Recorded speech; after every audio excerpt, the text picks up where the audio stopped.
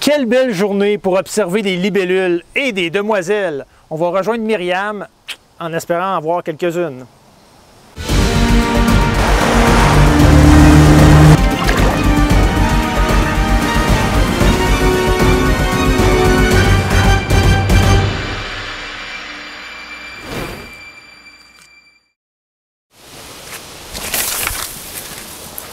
Hé là!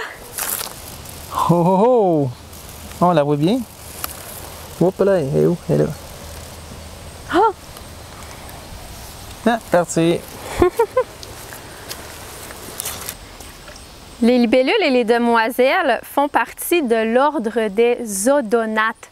Donc, ce sont des insectes volants qui sont prédateurs de petits insectes, comme j'ai partout dans ma face en ce moment. Ils vont attraper les insectes en vol et les déchiqueter avec leurs mandibules.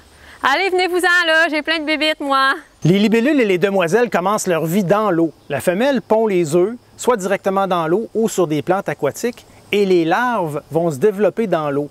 Les larves, on les appelle les naïades. En fait, le mot naïade vient de la mythologie grecque qui désignait à l'époque des déesses associées à l'eau.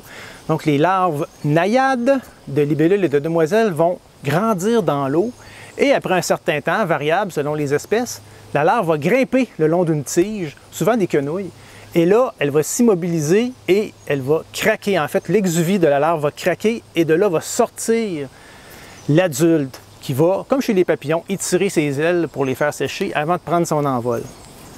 Maintenant, comment différencier les libellules des demoiselles? Bien, les libellules sont en général plus costaudes. Aussi, si on regarde leurs yeux, on se rend compte que les libellules ont les yeux qui font tout l'avant de la tête, un peu comme un casque de réalité virtuelle ou des yeux de mouche, par exemple. Et aussi, quand elles sont au repos, bien, les ailes sont vraiment parallèles au sol, un peu comme les ailes d'un avion. Tandis que les demoiselles, bien, en général, sont plutôt frêles. Ils vont avoir les deux yeux de chaque côté qui ne se rejoignent pas en avant. Et quand ils sont au repos, bien, les ailes sont sur le dessus de leur corps. Si vous avez la chance de voir l'insecte de très près, vous remarquerez que chez les demoiselles, les 4 ailes sont presque identiques, alors que chez les libellules, on voit bien, il y a une grosse différence. Les ailes qui sont plus à l'arrière du corps sont plus grosses. Même au stade larvaire, c'est-à-dire chez les naïades, on peut différencier assez facilement les demoiselles des libellules. Les naïades de demoiselles sont élancées, comme l'adulte, et au bout de leur abdomen, il y a 3 branchies qui ressemblent à des plumes.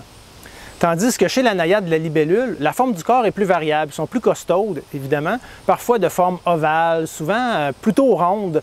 Il y en a même qui ressemblent un peu à des araignées, qui ont 6 pattes. Chez les naïades de libellules, les branchies ne sont pas visibles. Et pour se déplacer, celles-ci vont absorber de l'eau par l'extrémité de l'abdomen, le gonfler et en expulsant l'eau rapidement, elles vont avancer par mouvement saccadé. Assez spectaculaire. Si vous les sortez de l'eau, vous allez voir, elles vont recracher l'eau par le bout de l'abdomen.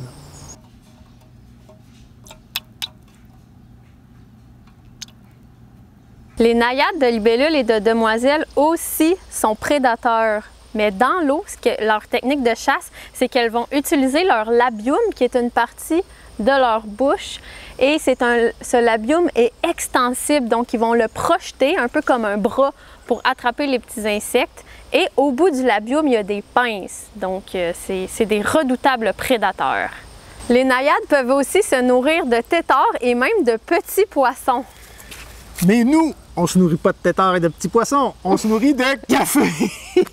D'ailleurs, si vous voulez nous encourager, vous pouvez le faire via la plateforme Buy Me a Coffee, achète-moi un café, puis vous pouvez faire un don, le montant que vous voulez, c'est toujours très, très apprécié. Ça nous réveille bien le matin, et même l'après-midi.